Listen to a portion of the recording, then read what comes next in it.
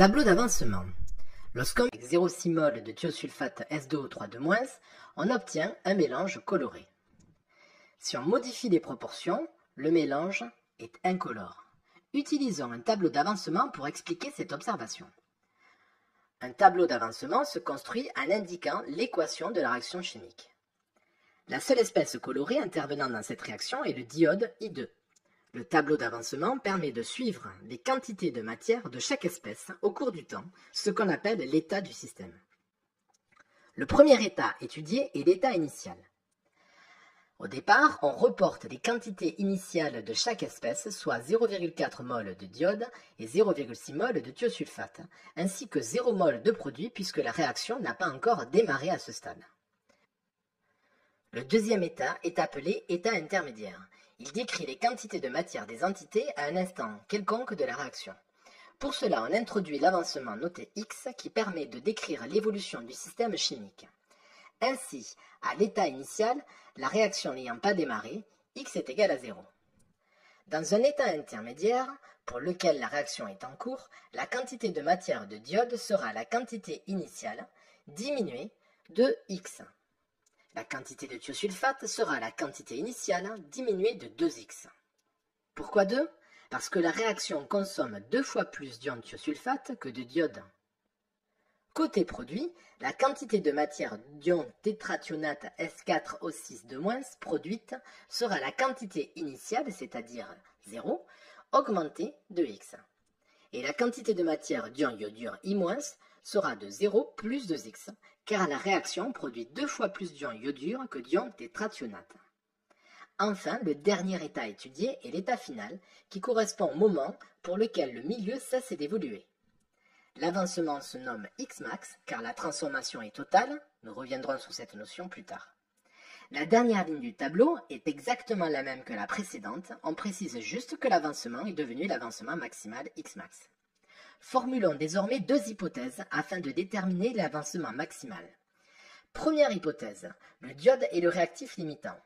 Cela signifie qu'on fait l'hypothèse qu'en fin de réaction, il n'y en a plus. Donc, 0,4 moins Xmax égale 0, soit un avancement maximal de 0,4 mol. Deuxième hypothèse, cette fois-ci, c'est le thiosulfate qui est le réactif limitant. Cela signifie qu'on fait l'hypothèse qu'en fin de réaction, il n'y en a plus. Donc, 0,6 moins 2Xmax égale 0, soit un avancement maximal de 0,3 mol. La plus petite des deux valeurs trouvées correspond au véritable avancement maximal. C'est ici Xmax qui vaut 0,3 mol et le thiosulfate qui est le réactif limitant. Connaissant Xmax, il est possible de déterminer la composition finale du système, c'est-à-dire la composition à l'état final. Le thiosulfate est le réactif limitant, il n'y en a donc plus en fin de réaction. La quantité d'ion iodure est égale à 0 plus 2Xmax, soit 0,6 mol. La quantité d'ion tétrathionate est égale à 0,3 mol, et enfin la quantité de diode est égale à 0,1 mol. C'est pour cela qu'en fin de réaction, le mélange final est coloré car il reste du diode en solution. Faisons de même avec le deuxième mélange. L'état initial du système est cette fois-ci de 0,4 mol de diode et 1 mol de thiosulfate, et toujours aucun produit puisque la réaction n'a pas démarré à l'état initial. On complète la deuxième ligne du tableau comme précédemment, ainsi que la troisième ligne du tableau. Exploitons le tableau une nouvelle fois pour déterminer la valeur de l'avancement maximal. Première hypothèse, le diode est le réactif limitant, d'où Xmax est égal à 0,4 mol. Deuxième hypothèse, le thiosulfate est le réactif limitant, d'où Xmax est égal à 0,5 mol. La plus petite valeur donne le véritable avancement maximal, donc Xmax est égal à 0,4 mol. C'est cette fois-ci le diode qui est le réactif limitant. Dans la composition finale du système, le diode est le réactif limitant, il n'y en a donc plus à l'état final. Les autres quantités sont obtenues en remplaçant Xmax par 0,4 mol. L'absence de diode en fin de réaction explique que le mélange soit incolore.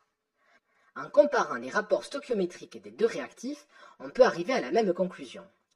Si N0I2 sur 1 est inférieur à N0 de S2O3 sur 2, alors le réactif limitant sera le diode I2. Dans le cas contraire, le réactif limitant sera le thiosulfate S2O3 2-. Si les rapports stoichiométriques sont égaux, alors les deux réactifs sont limitants, on parle de mélange stoichiométrique. Si le mélange initial est stoichiométrique, les quantités finales de réactifs sont nulles.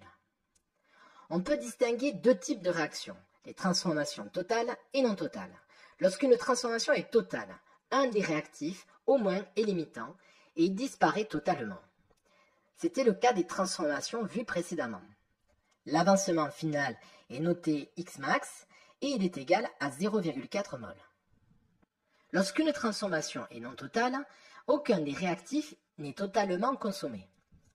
L'avancement dit final noté XF est égal à 0,3 mol. L'avancement final est toujours inférieur à l'avancement maximal. Dans le tableau d'avancement, à l'état final, on notera toujours XF dans le cas général et Xmax si la transformation est totale. Résumons, si la transformation est totale, il existe un réactif limitant. L'avancement final est égal à Xmax. Si la transformation est non totale, les réactifs n'ont pas été totalement consommés. L'avancement final, XF, est inférieur à l'avancement maximal. Pour les espèces qui sont présentes en très grande quantité par rapport aux autres, on indique excès dans la colonne correspondante. C'est le cas d'une combustion à l'air libre où le dioxygène est illimité, ou pour les réactions en solution aqueuse où l'eau est très largement en excès. À retenir, l'avancement X permet de décrire l'évolution du système chimique à l'aide d'un tableau d'avancement. Les quantités de matière des réactifs diminuent, d'où le signe moins, tandis que celles des produits augmentent, d'où le signe plus. On veillera à reporter chaque nombre stoichiométrique devant l'avancement, uniquement pour la deuxième et troisième ligne du tableau. Si la réaction est totale, l'avancement final sera noté Xmax. Cette étape étant remplie, on recherche la valeur de l'avancement maximal. Première hypothèse, A est le réactif limitant. Sa quantité de matière finale est donc nulle. On en déduit une première valeur de l'avancement. Deuxième hypothèse, on suppose cette fois-ci que B est le réactif limitant. On trouve une deuxième valeur de l'avancement maximal. La plus petite des deux valeurs détermine le véritable avancement. Le réactif associé est le réactif limitant. Si le mélange initial est stoichiométrique, les quantités finales de réactifs sont nulles. Réalisons un petit test de 3 questions. Mettez sur pause lorsque le symbole suivant s'affiche pour prendre le temps de répondre. Question 1. Choisir la bonne réponse. Le nombre d'erreurs présentes dans ce tableau d'avancement est A. 3 erreurs, B. 4 erreurs, C. 5 erreurs. Un réactif voit sa quantité de matière diminuer. Donc ici, ce ne peut pas être un plus. Ensuite, le nombre stoichiométrique doit apparaître devant l'avancement dans la colonne correspondante. La réponse B est donc correcte. Question 2. Choisir là où les bonnes réponses. Le bilan de la transformation dont voici l'équation est...